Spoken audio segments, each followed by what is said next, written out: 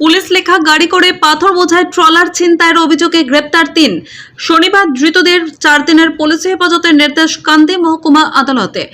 আদালত সূত্রে জানা গিয়েছে, চলতি বছরের 20শে আগস্ট একটি পাথর বোঝাই ট্রলার রামপুরহাট থেকে বড়ুয়ার দিকে আসার সময় একটি পুলিশ লেখা গাড়ি ওই ট্রলারটিকে আটক করে। পরে গাড়ির চালক সহ সহকারী চালককে নিয়ে রাস্তার মাঠে ফেলে দেওয়ার পাশাপাশি ওই ট্রলারটিকে ছিনতাই করে নিয়ে যায়। এই ঘটনার তদন্তে নেমে বড়ুয়া এলাকা থেকে পুলিশ 3 জনকে গ্রেপ্তার করে। পুলিশ জানিয়েছে, ধৃতদের নাম সিদ্দিক শেখ, বাড়ি খড়গ্রাম থানা এলাকায়, তাফিজুল শেখ, বাড়ি ময়ূরেশ্বর থানা এলাকায় এবং সম্রাট শেখ, বাড়ি বড়ুয়া থানা এলাকায়।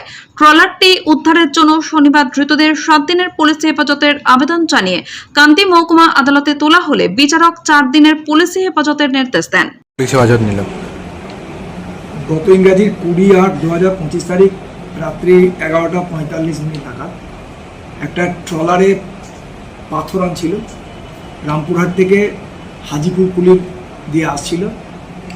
হঠাৎ করে একটা বোলেরো গাড়ি তাদের সামনে দাঁড়ায় এবং বোলেরো গাড়িতে পুলিশ একটি বলে লেখা ছিল। বোলেরো গাড়ি থেকে 2 জন নেমে ওই ট্রলারটিকে বলে যে তোরা নেমে স্যার ডাকছে।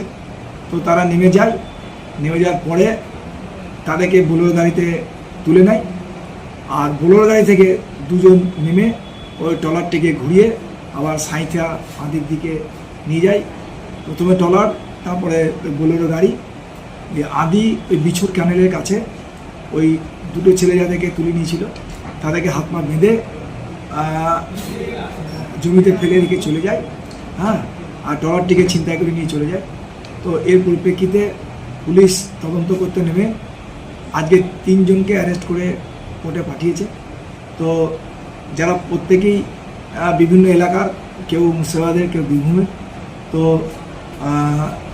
ইনভেস্টিগেশনের স্বার্থে এবং ট্রলারটি উদ্ধারের স্বার্থে পুলিশ 7 দিনের পুলিশ রিমান্ড পেয়ার করে, কোর্ট 4 দিনের পুলিশ রিমান্ড অ্যালাউ করে। কি নাম যাদেরকে পুলিশ আজ পুলিশ হেফাজতে নিল? যাদেরকে পুলিশ হেফাজতে নেওয়া হয়েছে তাদের নাম হচ্ছে সিদ্দিক শেখ আলাইস ইয়ারুন, যার বাড়ি হচ্ছে সাইশেরপুর খড়গ্রাম থানা।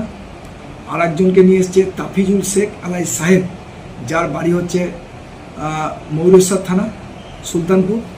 আর একজনকে নিয়ে এসছে সম্রাট শেখ, যার বাড়ি হচ্ছে কুলিকান্দি। এই 3 জনকে পুলিশ এখন পর্যন্ত অ্যারেস্ট করেছে।